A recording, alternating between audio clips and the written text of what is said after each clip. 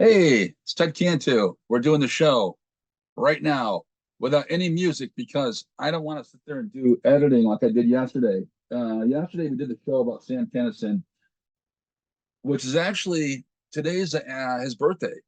The comedian, the foul-mouthed comedian Sam Kinison, who was equal opportunity offender, biggest loudmouth guy in the world. Uh, we had a little song for him, Highway to Hell, very appropriate. And ACDC had our video blocked worldwide. So we released it three times, and they said the third time's a charm. Hopefully, you'll see that. We had to cut all the music out. And I like to start the show with a little bit of music just because it just feels like the right thing to do. And everyone else does it. But certain bands won't let you do it. So now we know who to trust. It's not ACDC. Anyway, okay. So I'm Ted Cantu. I'm an ex-art director from Chicago and New York City. I'm also a life coach, doing some new stuff with the subconscious mind and breaking through barriers of limitation for higher achievement and to basically repave your subconscious mind. So if you've been like bullied your whole life with teachers, professors, parents, coworkers, friends, neighbors, you name it, they have nothing but negative things to say about you. And don't forget family, because it's Christmas time, and they're the biggest ones of all. They're the biggest culprits in many cases that will pull you back. I call it the crabs in a bucket syndrome. As soon as you get to the high part of life where you want to go, there's always someone there to pull you back, right? Yeah, happens. Uh, I say no, no, no, no, no, no, no. I'm not doing that. So anyway, and I'm not living under fear, suspicion, guilt, and hate and self-hate and all this other stuff that goes on with family. Nice to have a family. I say we don't need more family time. We need less family time. That's what we say here on the Wind. Sometimes just because you're biologically related to these people doesn't mean you owe them your life. And people that come into your life through marriage and other, situations, you don't have to frame yourself with their limited beliefs. So we're all about breaking limited beliefs and all about reaching new heights on show called The Win and Miracle Mind Shift right here. All right, ready to go? Grab a notebook, grab a pen and paper. You're going to want to listen today. We're talking about manifestation. Yesterday, we talked about manifestation in the wrong way, how our words can actually affect us negatively and create really horrific things like your own demise. In the poor case of Sam Kinison, he should still be here today. He was only 33 years old when he died, at the top of his career. More or less, it was a rowdy time, the early 90s. And a little correction from yesterday, he didn't die in 91. He died in 1992. So, but it was in April, so I was fairly close.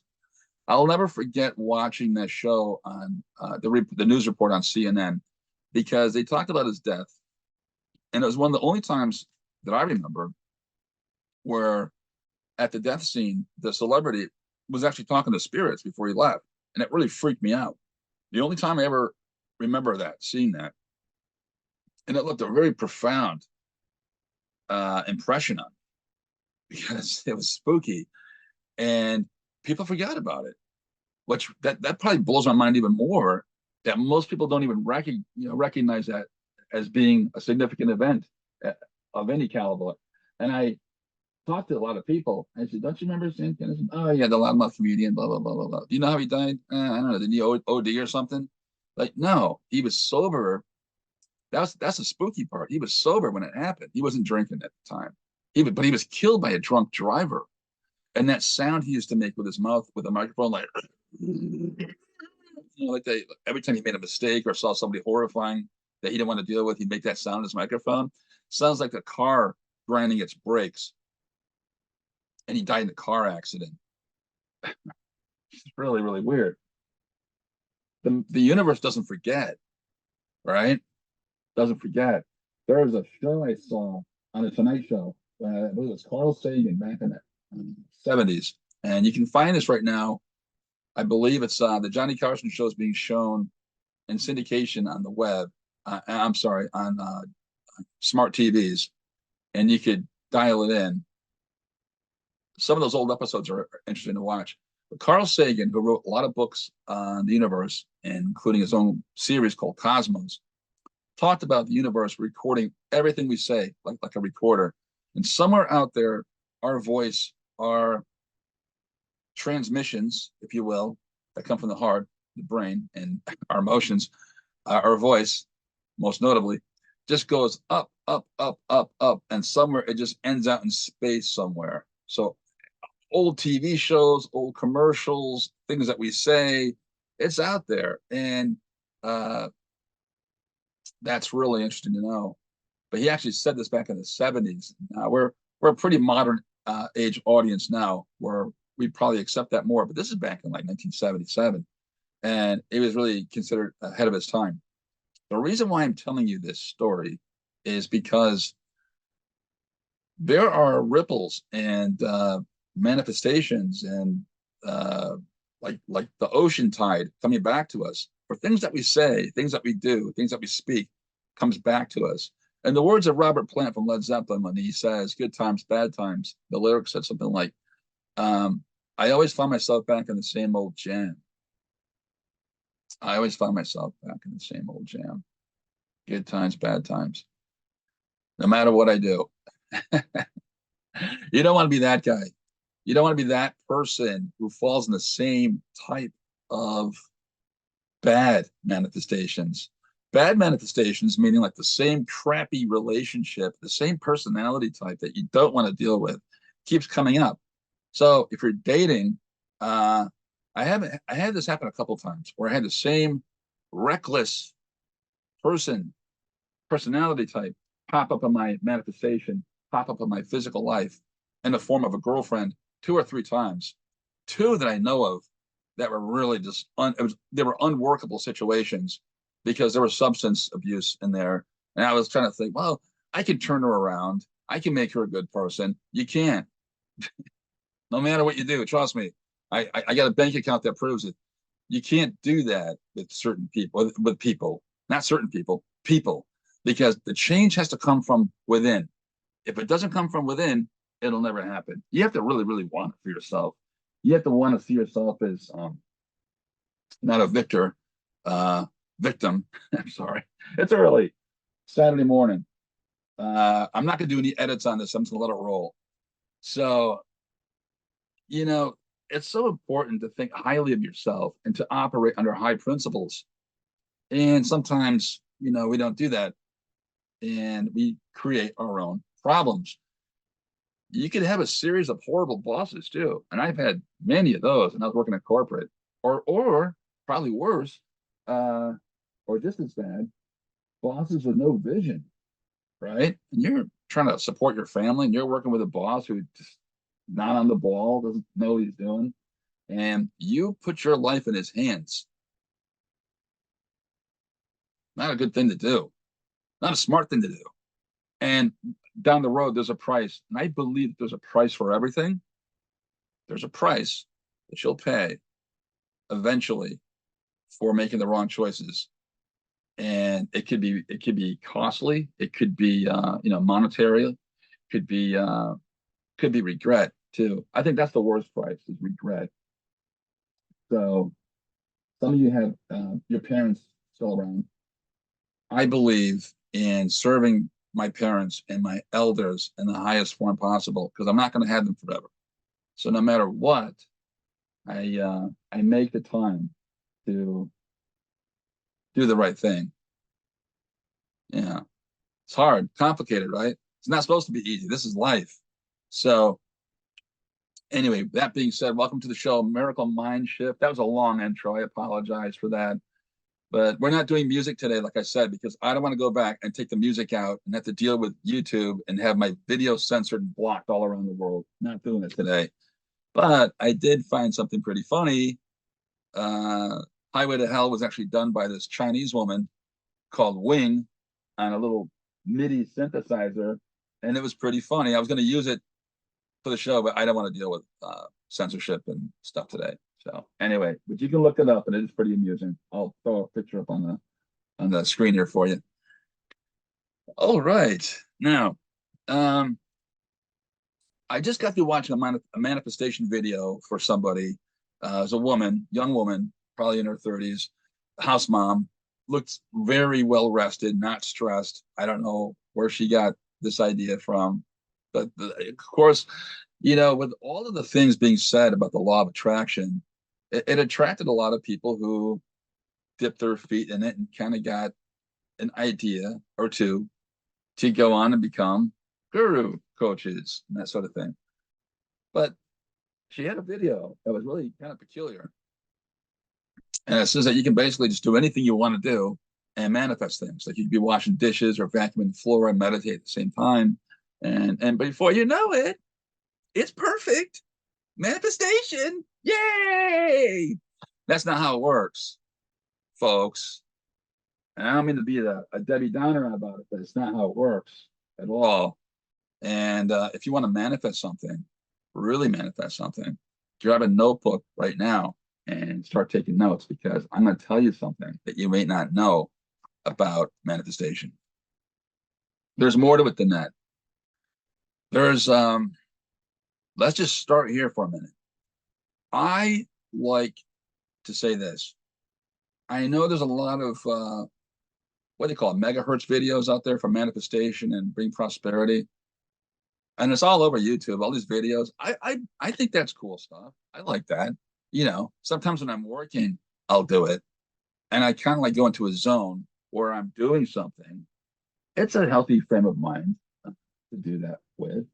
It Your subconscious mind responds to it, and it has a calming effect on you, right? Because your body will talk back to you in dreams and so forth, and your daily activities. It'll bring peace. But there's another thing I need you to know, that it's deeper than that. It's deeper than that. When you manifest, when you go into this state of mind where you want to manifest something, I would recommend turning off all of the appliances, turn off the music, turn off everything.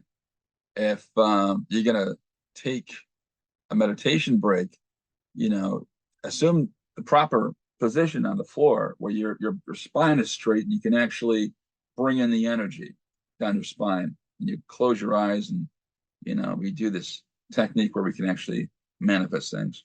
We want to get into a zone, slow our breathing down to what's called an alpha state. Bring your breathing really, really down. And there's a 4 count measure where you breathe in, you hold on to it for like 2 seconds. I'll breathe out, 2 seconds. Breathe in, 2 seconds. 2 seconds. And breathe out, 2 seconds. Breathe it out. It's called 4 squared breathing. There's a little graphic here for you. All right. You do that until your heart stops beating fast. Rapid heartbeat. You don't want that in your manifestation. You don't want that in your meditation. You want to really bring that slowly down. And this is the really important part. Wayne Dyer talks about being in the gap. He did japa meditation. So when you do this breathing, you go into the gap. Now he's right about that. But I remember the CD that came with this little book called Into the Gap. And I used to have it. I used to play it. And I believed in it for a while. I believed in it to put me in this meditative state. And it works for a lot of people, obviously. He was a popular author. But when I meditated, what I really thought was more beneficial was to shut off all sound, shut off all, that's what Sahaj Yoga does. They don't have any music to put you in the mood for manifestation or meditation. They have you being absolutely quiet. Yeah, they do. And when your heart goes the heartbeat goes slow, your whole body becomes slow down and relax and ready to receive. You know, a lot of the people that were in the Access Bars group, when they got themselves into a trance, like a self-hypnotic trance of alpha wave, and they called it, I'm going to download from the universe. Well, that is true. That's the only time that we're able to connect to the universe and actually have things kind of come to us in our manifestation and meditation. Downloading, I don't know, a new car, downloading a new relationship, downloading some new business partners, downloading peace of mind in some cases in this holiday season. That is a frequency. It is going to be 7.83 hertz in your body. You get in tune to the universe. Why do I mention that name or that number? Okay, so 7.83 hertz is the vibration of the earth. Yes. So mind, body, spirit. You're like a tuning fork, and you're like a transmitter. You're receiving all this great stuff that's around us, all this cosmic soup that's around us, all these. We're living in a world, a universe of probabilities. Probabilities. It's up to us to decide which ones are going to manifest or not. Pretty wild, right? So turning the vacuum on and turn on the TV on real loud and singing and I'm meditating. No, no, no. And you know what? Honestly, as long as we're talking frank, I'll tell you what, I think a lot of people should be drug tested. A lot of people that you know in your life that you pay money for, when you hire people to do things for you, don't just take everyone's word for it. Everyone's on dope now, pretty much. You know, these medical marijuana places all over this 420 stuff, the gummies, the stress relievers, all this stuff. And I'm also very cautious about that. But also, I'm very cautious about people that answer me in office speak and say eraser phrases like perfect, everything's perfect. You know, this stuff that we do with each other, but we're not really tuning in. We're not really listening. We're not really acknowledging at all with each other on certain things. And it's not a good way to communicate. You want to make sure you get this straight. I'm telling you right now, with full honesty, to watch your four squared breathing, turn off all the appliances, sit down, get focused on what you want to do, and then let it work. Let the universe do its work. Now, what kind of things come out of it? A lot of really good stuff. Let me just tell you real quick. We have this. I had two major job situations open up in front of me that I saw angles in that nobody else saw, and it blew my mind. That the doorway is so open, it's so big and vast. There were opportunities that I would have probably neglected or just kind of blown by and not really have paid attention to. If I wasn't, if I was just reading the trade magazines and believing in what people were just telling me, and a lot of them give me lip service, a lot of people I meet and trying to make themselves a little bigger and better than what they are, their posturing. And if I just take the full word in it, I would have totally missed this opportunity. But I was fortunate enough to get settled and focused, and there are two major avenues in industries that I didn't even consider working with before, which is really mind blowing. Not only that, wow, I may have to rethink my whole company and what I'm going to do and how I'm going to position myself in the next coming year. It's monumental. So those are some of the things that can happen. My fiance popped up through a manifestation type thing, and we're going to go into all that stuff on the other. If you watch the Thanksgiving show, I do talk about it a little bit, And there's a 5-step process that goes along with that manifestation. So anyway, I got a lot of stuff on my notes today. I want to kind of keep it short because I know I always say I want to do 10-minute segments. I end up doing half-hour segments, but I got a lot to say and a lot to share. Manifestation styles can come through from a variety of techniques. And I like to say journaling is probably one of my favorite ones because you can co-create with the universe. You can actually write down what you want, and you can also project what you want. I would suggest getting a notebook and really start journaling and of what you want, dates of expectancy, when you want to see things materialize in your life, and date it. And then, over time, go back and look at what you wrote. You'll be surprised to see that a lot of those things come true, or what you thought was a great amount of money coming in your way was actually a small amount, and you're making more money than you expected. It's weird to go back and look at your stuff before and after, because you'll always see many different surprises. A guy who did this was this is kind of a weird reference, but I'll just give it to you. The guitarist from Motley Crue, Mick Mars, was a manifester. He had notebooks of what he wanted the band's logo to look like, how he saw his band growing,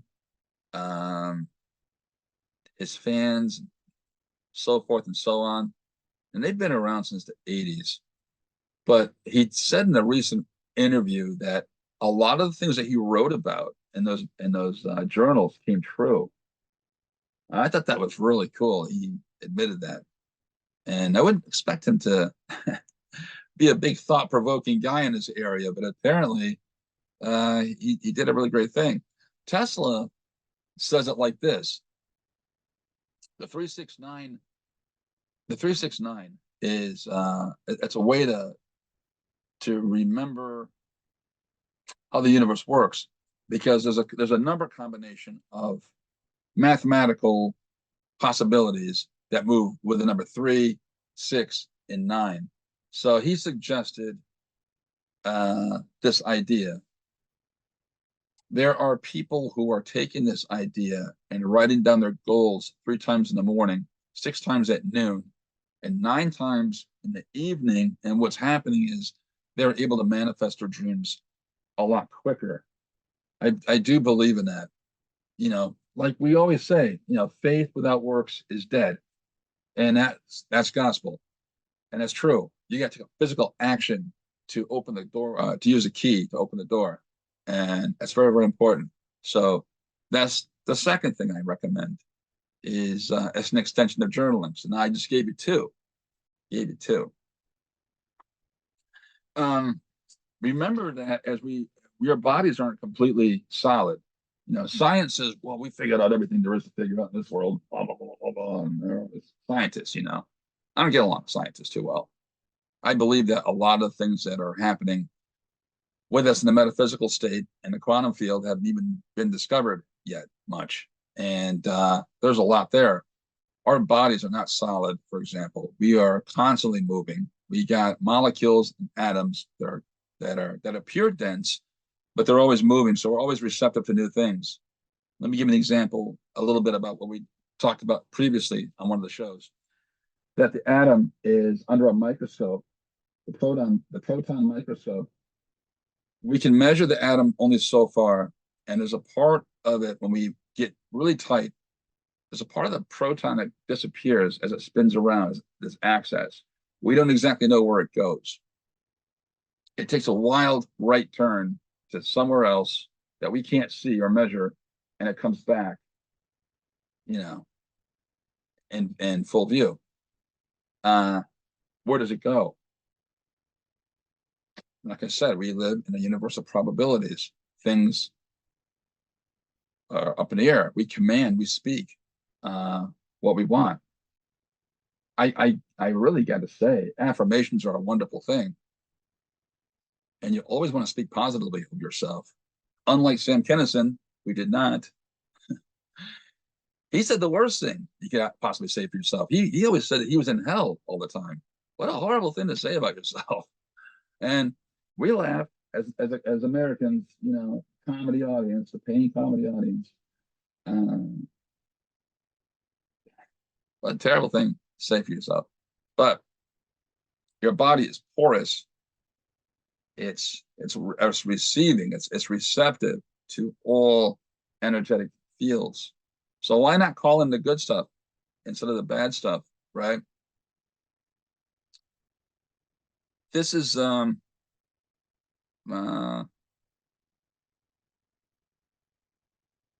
okay, I'm going. Okay, so Harvard University said they figured it out. They know where the missing proton goes, and it goes to water.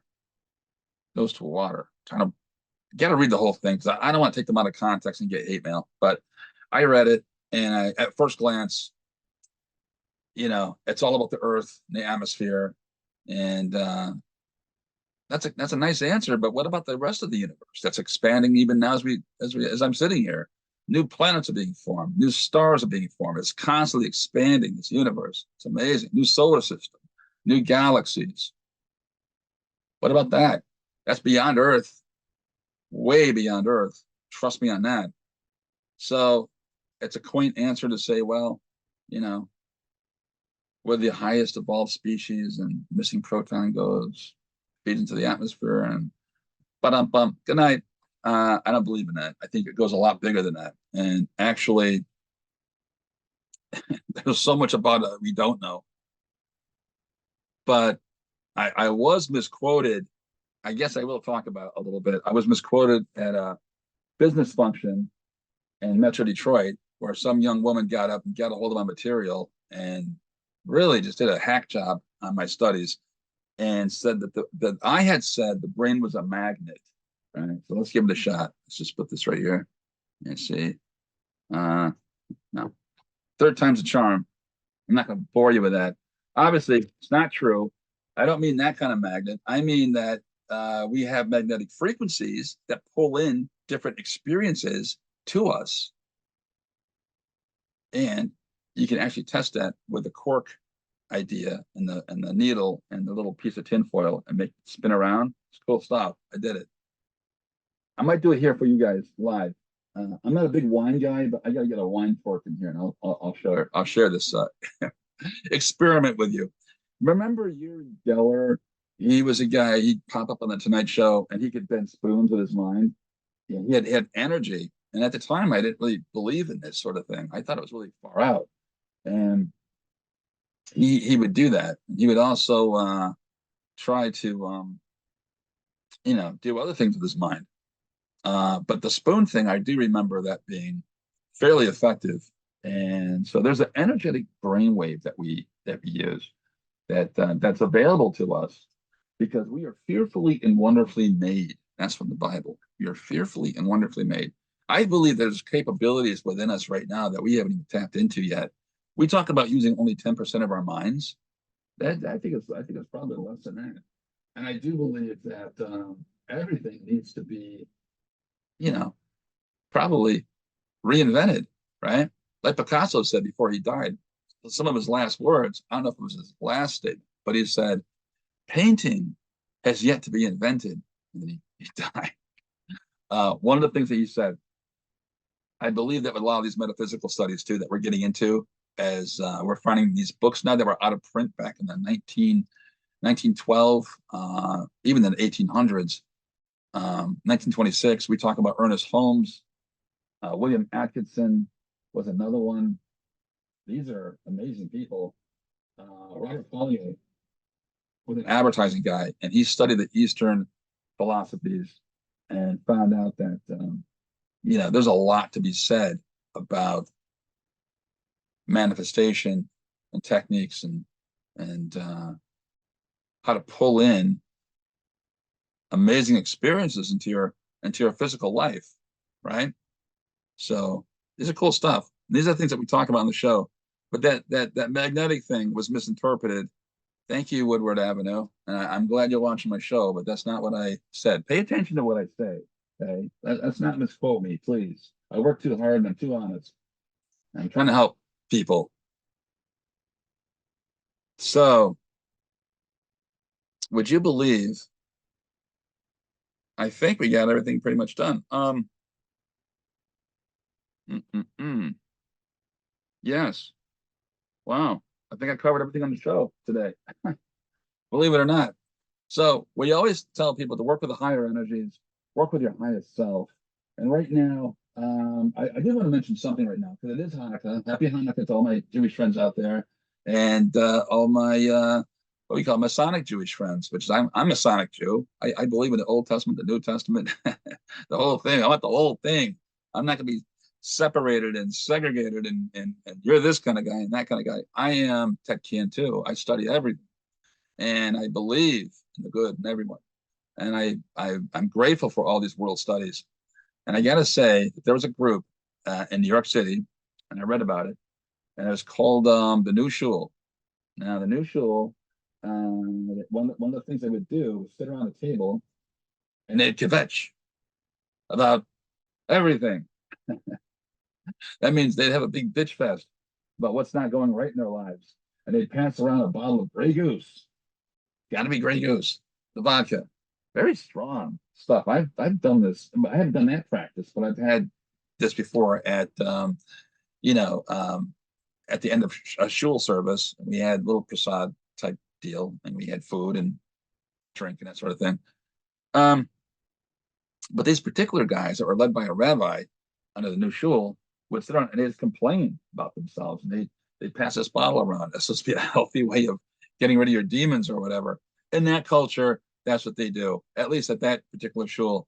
I disagree with that now because I don't want to actually participate in that. I don't see an upside in that. And I want to only operate in the higher principles, no matter what happens.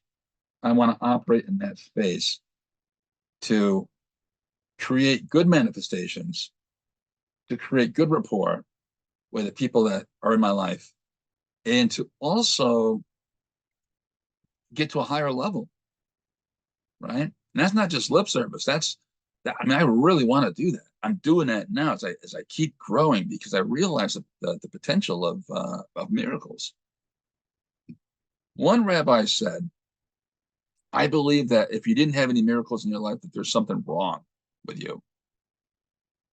Yeah, and you probably should be embarrassed. I added that last sentence, by the way. Uh, Last week, I slashed up my hand really good, and for some reason, I refused to go to the doctor, and I'll talk about that too. And I refused to go to the doctor to get stitches, and I raised up my energy, and I when I took the Band-Aid off, about 4 hours later, there was no scar there, there was no nothing there, and it was really just amazing. That's the space I want to live in. The manifestation of great jobs that are coming in right now, I did that. That's coming together. Praise God. Praise the universe. That's coming together. I do not want to go back to the way I was. And we'll talk about that in another episode.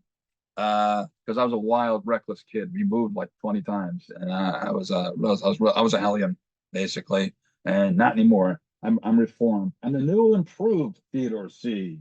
And if you want to be new and improved, you can too, right? Okay, that's my name, Ted Cantu. That is the show for today.